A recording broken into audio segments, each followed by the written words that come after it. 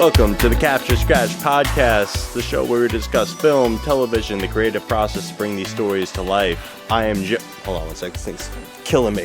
I'm Joey. And I'm Mike. And today we are discussing John Carpenter's 1978 horror classic, Halloween, one of the greatest Halloween movies of all time. Mike, would you agree or would you agree? I mean, absolutely, man. It's definitely like the pinnacle. Like you think of the holiday, Halloween, you can't help but think of that glowing jack-o'-lantern in the intro for, you know, the dun, dun, dun, dun, dun, dun, dun, dun, dun, dun. You know, you can't help but just start thinking that, you know, the music, the you know, that whole 70s vibe is just perfect. Yeah, I think the 70s vibe really does it for me. I think 70s vibe in a lot of movies I really enjoy because I feel like it just felt more like a movie, if that makes any kind of sense to you. And something about this movie I really love too is the run and gun indie quality it has to it, and also the story that kind of comes from it is like, you know, is like the small run and gun team, like Jamie Lee Curtis pouring out leaves herself to make the scenes happen for it to become this monstrous franchise hit that's still making movies today. I think to celebrate it just as a Halloween movie is not even enough. It's just one of the most iconic films of all time, and I think really, horror is a very important genre for that 100%. Reason. But 100%. When was the first time you saw the movie? I've been thinking about this for a long, because you and I charted out this episode. I've been thinking about it a lot, and I think it had to be when I was first, you know, getting into like, you know, watching horror movies. With my friends. We'd be like, oh, like, you know, let's just go kind of like when we were talking with Joe Carragatti in last season. Just kind of going to the video store and being like, what's, you know, which one looked good and all that stuff. And this one had like the hand painted knife with the jack-o'-lantern and stuff. So it was an interesting cover, you know, and you're like, oh, and I've heard of this movie, Halloween. How have I not, you know, how have all heard of this as like early teenagers. So I'm pretty sure that was the first time that I saw it, and I fell in love with just like the atmosphere of the film, how it made you just like very, you know, creeped out the whole time, and you're like always wondering where Michael was in the scene, and that was always just so, you know, it was a great viewing experience, and ever since, you know, 20 years later, I'm still in love with the film. So my parents, especially my mom, they had this thing about them where they kind of showed stuff to us way too early, way before the time frame of us supposing to see it. I think I saw this movie at about 5 years old. Really? Granted, okay, so like my mom, when she showed us this stuff, she would have us like cover our eyes or look away at the key moments, but let you lean into, like, we watched HBO with my mom a lot growing up, and we used to call Sex in the City Elephant in the City because we were kids and we couldn't say what it was. But and it still like runs in my family. We still call it that. That's awesome. Really cool. But yeah, Halloween was one of them, and I think she just felt like that in the Alien franchise. I think my mom had a real good taste in films, and I think she just kind of felt like, I'm kind of like this myself. It's like, it's of the season. Like, you have to get into these traditional watches at this time of year because it's just what you do. And it's funny because I think she thinks she probably thought she created a monster at some point because I got so into the franchise after that. But I saw the original Halloween very, very young, and I don't regret it. And it's made me who I am today. I mean, it's a great film. It's just I mean, we're gonna go into a bunch of it, but like, it's just such a iconic film, and it's such a you know, it set the stage for, like you said, all the other Halloween films, the reboots of it nowadays and all that. So it just has such a staying power that it, you know, you can't even, you know, can't deny it, and it just, you know, it's a great Halloween watch too. Yeah, it's. I almost think that the campiness to it. I think some of the acting is really good. Like, I think Donald Pleasence plays this film so straight that it's kind of like Michael Caine in Muppets Christmas Carol. He played it so damn serious that it just, like, it lifted up the movie, and I think that's what Donald Pleasence really does in this film as well. Right. And I think some of the acting, I think Jamie Lee Curtis is she's young, she's new. I think she's still great. Yeah. I think her friends are so annoying and but in the best, most complimentary possible. Like Right. if I don't hear like I have never heard the word totally the same way since a kid watching this movie, and every year I'm reminded totally, and her Totally. talking about all the books that she forgets, and Annie Brackett getting caught in the laundry room. Lindsay, I'm like, oh my god, somebody kill this girl. Yes. The whininess of their voice is just so you're like, oh, so done with this. Yeah. But I love that acting of that time. I love the It was good. campiness of it, and Yeah. it's almost. I feel like the film, though. It's funny with paired with that acting. I feel like it's got this almost like Hitchcockian type feel Yeah. to it. Like it's very airtight. I feel like maybe because of the low budget and just not being able to do too much with it, they had to get the story just down. I love a good movie that just takes place in a day. Yeah, it's amazing how there's not an ounce of fat on that film at all. And I think I may have No. actually in our notes I may have mentioned that. It's just like everything feels like it's just seamless the way that I mean from the story down to the actual cinematography, like there are points where they use a lot of blocking to kind of emphasize and transition into certain points. Like for example, the scene where Loomis and Brackett, Sheriff Brackett, are meeting together. Like first they have the encounter with Lori and Annie, and they're smoking the pot, and then oh wait, it's my dad. And then they're talking to him, and then they drive away. And as they're driving away, Loomis comes towards the sheriff in the same shot, and then there's a two shot of them, and Michael drives the car in the background. Yep. So all Yep. all the main characters are there in that one shot, and they haven't broken the shot at all since Sarah Brackett gets off the car and and Annie and Lori drive away. It's just stuff like that, and you're like, this film's Yeah, it's it's masterful John filmmaking. Carpenter's directing, honest, and the actors obviously. Everybody did an amazing job acting as we talked about, but John Carpenter's vision. And the way that they, like you said, I think the budget honestly was a limitation, sure, but it kept them on track and it kept the film nice, and it's under 90 minutes, but it feels like so much more. And a lot of films nowadays are the bloated run times, and you're like, oh my god, when's this going to end? But this film, you're like, It's a breezy film. it was perfect, perfect, Yeah. perfect. And to the final shot, which we can talk about that when we get to it, but the final, like just the final frames, of Michael's breathing. And then you see like all the still shots. Because I think the frames highlight the beautiful cinematography that's just throughout this whole movie. Yep. I also, I don't know if it's because this past year and a half I've actually been making more narrative things that I appreciated a lot more, but the moving shots in it are just incredible. You could tell they really had to plan out what they were doing. Yeah. The Steadicam shots in the opening, which I'm sure we'll dive into, that opening scene is one of the most iconic scenes in all of horror. Where they pull up on the crane, which they just kind of mimicked in Halloween 2 on purpose, obviously, but which was Halloween Kills, I mean. Yeah. I love how they're standing, like the actors are just standing in place, and it's like they freeze frame, but you see them moving a little bit because they're alive. But it's that almost has a creepiness to it. Yeah, it lends to that creepy, like we're pulling out to seeing this scene, and it's not, they didn't have to freeze frame, like everybody just kind of doing their thing and they're staying. And like you said, there's a little bit of movement here and there, but it just feels so. I don't know. It feels it's like so, they're in a play. It's like they're in a play, kinda and like we're play, pulling away from that. Just talking about that Steadicam shot, like you said, like they had to probably do a lot of extra, like to have it be the one take. They had to do like so much extra, like now they're reaching to grab the knife, and now they're reaching to grab the mask and putting on the mask, and like how to do all this extra stuff to.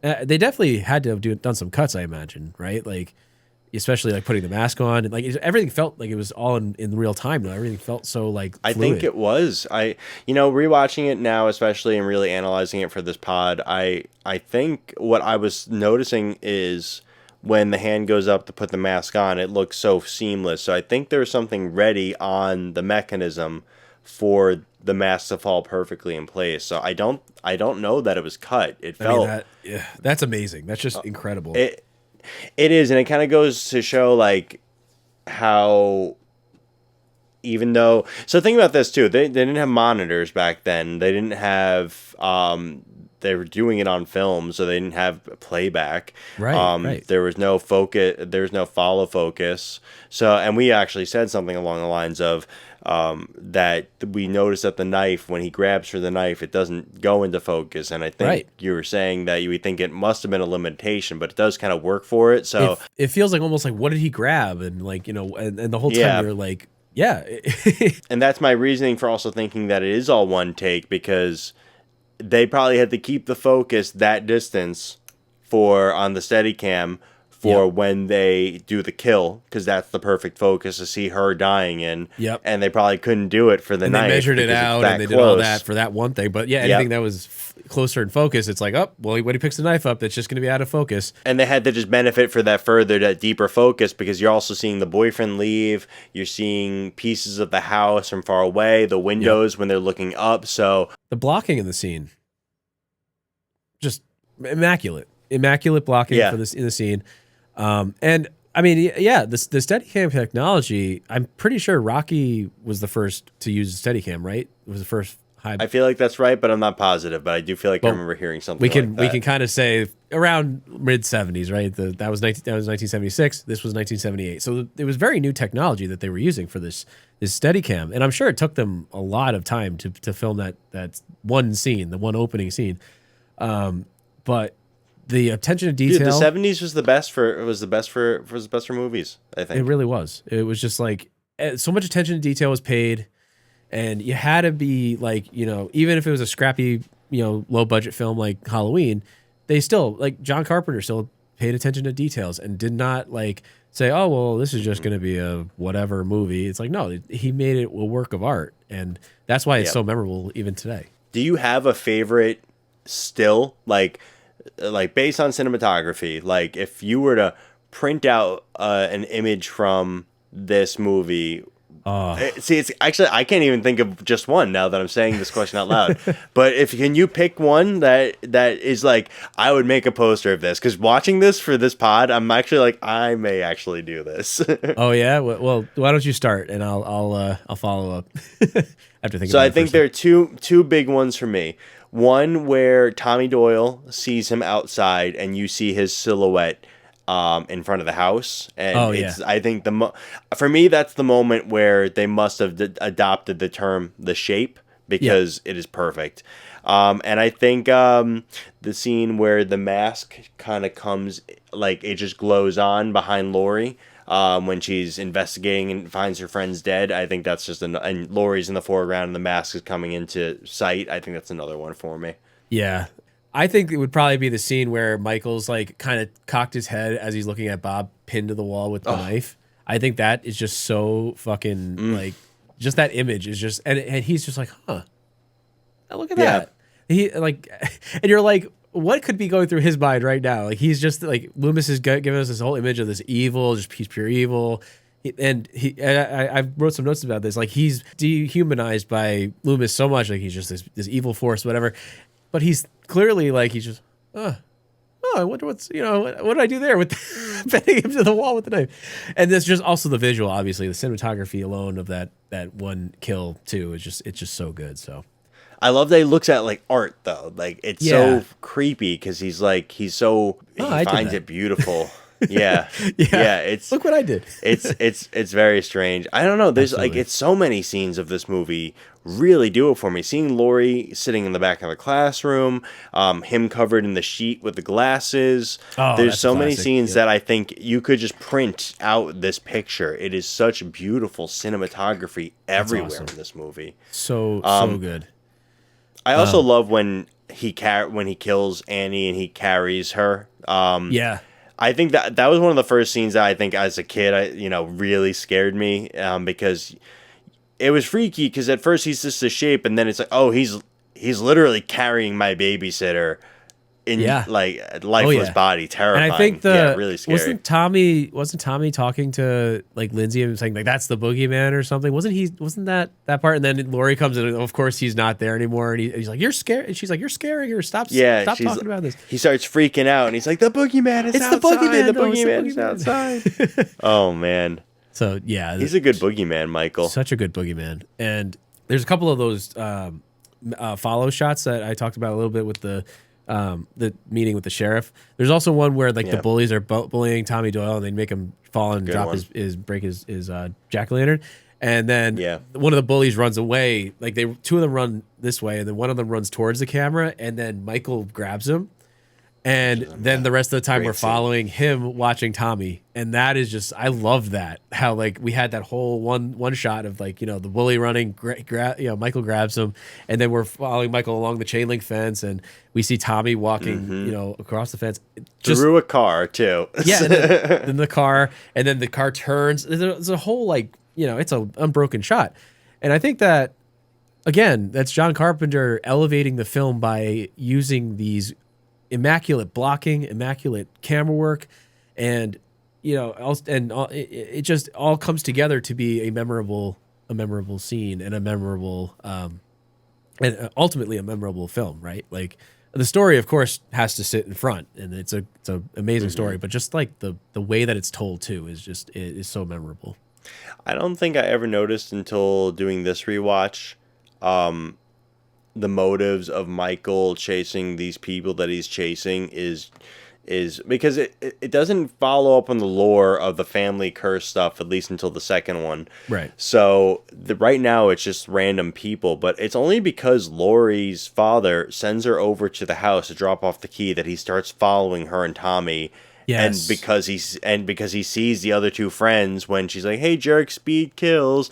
It's funny because he's just stalking her, and that's the only reason he finds these people and decides who he's going after that night. Right. And I love the circumstance of that because it's so simple. He is just crazy. He's just bumped into these people, and that's it. Those are the ones he's going after. And I feel like I don't know if any series or sequel in this franchise follows that up quite so well. I mean, he does follow kind of randos, but they're always a little connected to the main character. Right. But this was the only one where it is someone so random, and I think even with a 2018 trilogy, it was hard to detach Jamie Lee Curtis from that and have it still mean that same thing, because her inherently being there simply meant it's not random anymore, despite how much they wanted to play with that. But another scene I want to talk about that I don't want to lose before we wrap up everything is the opening scene with Dr. Loomis and Marion Chambers and Michael's escape. Yeah. I just think that's a really cool scene with him like going up above the car with that sound effect. That was cool. And the red lights on him. And everything with Marion in the car, and Marion's a great character, and I'm really important to this franchise, I think, and really, really cool getaway scene. I think people sometimes forget about that. Yeah, I'll admit, it's one of those scenes where like it's a very well done scene, but yeah, it's one of the ones like I guess there's just so many other scenes that are so good that you kind of like overlook this one. It's so creepy. You don't really get an understanding of what it is. The way he jumps in the car so quickly is kind of like unreal in a way. Right. He's kind of like not human. I just love the opening of this movie. I mean, I think anything with Dr. Loomis, I mean, a lot, like I was saying earlier, a lot of this movie falls on Donald Pleasance's acting. And the scene where he talks about, where he's talking to the sheriff in his house, and he's talking how he watched this boy for however many years, and all that was behind his eyes was purely evil. There's a point where it stops cutting, and it just sits on Donald Pleasance, and it's up to him to deliver this whole thing. And I think it's so well done. And it's funny because they refer back to that monologue, I think, in H2O. And I feel like they might also refer back to it in 2018's as well. And they have to use a different voice actor because the mix was already done. But it's one of the most iconic scenes in horror, just him describing this kid he found to be pure evil. And he believes it so strongly, and the way he's delivering it so strongly, he makes the audience understand, he's evil incarnate. And oh man, what a scene! And I rest in peace, Donald Pleasance, because he's one of the greatest actors ever. I love him. Absolutely. I mean, I think another great comparison, again, before we wrap things up, is there's an interesting the classroom scene where they kind of where her teacher, where she sees him out the window, and then her teacher says those lines. Personification of fate, much like the fate stuff. Fate is immovable like a mountain. It stands while man passes away. Fate never changes. exactly. So there's this like that's kind of like setting us up to believe, oh, Michael is almost equated to like the everybody's fate and all that stuff, right? So it's like personifying fate, which I find that was an interesting, poignant line, right? Then we get later in the film, and Loomis literally dehumanizes Michael. So basically, it's almost this like yin and yang of like, is Michael a person or is he an incarnate of evil? And like we kind of like throughout the film are like, and like you even mentioned, like there's certain times he does stuff, and you're like, that was inhuman the way that he moved, or like the way he was able to do this, or the way he was able to do that, the way he was able to take us, the knitting needle to the eye and all that stuff, and like get shot 6 times, fall off a balcony, and then he's gone.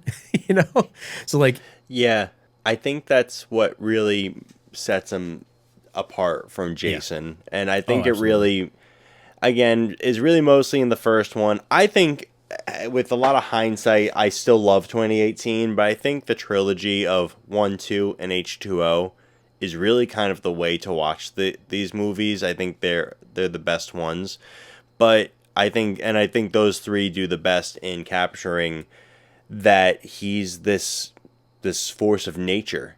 And I think that's what sets him apart from Jason, who is literally a campy killer, or Freddy Krueger, who is like, his backstory. Michael is just like, the essence of Michael is part of Michael Myers, and that is what makes him so scary. And why the first one really is the best one is because of its simplicity, its fluidity, and its transference through the decades of being this huge classic and standing up and still being that is, I just think it's one of the best movies of all time.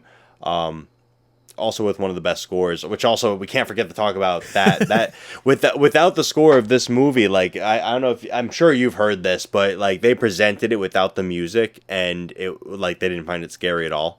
Yep. Oh yeah, the music definitely 100% elevates it, and I mean, like I said, even like just the main theme every time it dun, dun, dun, dun, dun, and then at the end, as I was mentioning too, there's like a part like at the end where like after Loomis looks over the balcony, you don't see Michael's body. They just start that, and then we just see shots of the rest of the vacant area. You see, Laurie's crying and traumatized and all that, and then Michael's breathing, and then it sets that mood. And I rewatched it too for this pod, and I got the same visceral reaction as I got when I first watched it 20 years ago, and then I've been watching it pretty much every year since then, and I get the same reaction at that scene every single time. So it just speaks to how impactful the music is in that too. And every time you hear it, you're just going, "Oh, what? I know what this is." I'm also a sucker for Laurie's theme as well. Oh, that where she's walking and hanging out, and she's like dum dum dum. It's just kind of like slow and creepy, and I don't know that whole, it's like the whole, and John Carpenter did the whole score, right? Or did he just write the main theme? But I think he did the whole score. He's fantastic. Small side note too, he did if you watch Shudder, the dun dun dun dun that's on Shudder. I did hear that. He did that too. So I think that's brilliant. He's just great at that kind of minimalist, like a bass synth kind of music. It's just so good. And like The Thing, that music too. Like he did all the scores for, at least composed. I'm not, I'm sure he worked with others too on certain films, but he was definitely composing all the scores in his films, which is just so cool. I mean, he did all the 2018 trilogy. He did each one of those, which was, I mean, if you're gonna get him back in some capacity, I think he was also like advisor on it as well. But to have him like do the score again, I'm like, oh, that's a win. That's definitely a win. John Carpenter's back. Dude. Cool. I would have rather have him direct it again, but I don't think it's ever gonna happen. But can't capture lightning in a bottle twice, right? The man made The Thing and Halloween. One might argue he did. That's true. That's true. Oh, Mike. You know what, though, Mike? I'm realizing that today is Halloween itself, and I'm pretty scared right now. I don't know about you. A lot of things going on out there. A lot of ghouls and goblins. But, I mean, are you going to give this another watch? Or are you going to give the franchise a watch? Or are you going to just, make sure your kids are, not being kidnapped by aliens? I think that I have to do the latter. I have to make sure the kids survive the night here, but I definitely do want to. Yeah, I do want to give it a rewatch, and yeah, watch the others in the series as you mentioned. Halloween 2, and H2O as well. Those are, like you said, those are the pinnacle films in the franchise. There, it's an H2O year. I'm feeling it, and also if you watch those three, it's a nice real ending to the whole series. But right. Nice, I think I might have to watch H2O tonight to kind of get me through this because I'm pretty scared, Mike. But I'm really glad that we got to get together to talk about one of the greatest films of all freaking time. And I can't wait for us to hang out next week as well. What are we talking about next week, Mike? I don't even know if we have that totally down. We're not planned out that far ahead. Look, just give us a break, guys. Well, I have it put down as our Cooking with Glass episode. If you want to go route, I'm totally because then we can just talk about our lenses, and then we can have Tony come on for the second half for the That's right. She Cries Murder. That's right. I love it. But yeah, it was great chatting with you, and excited to chat with you for our next episode. But I hope you survive the night, and watch out for monsters.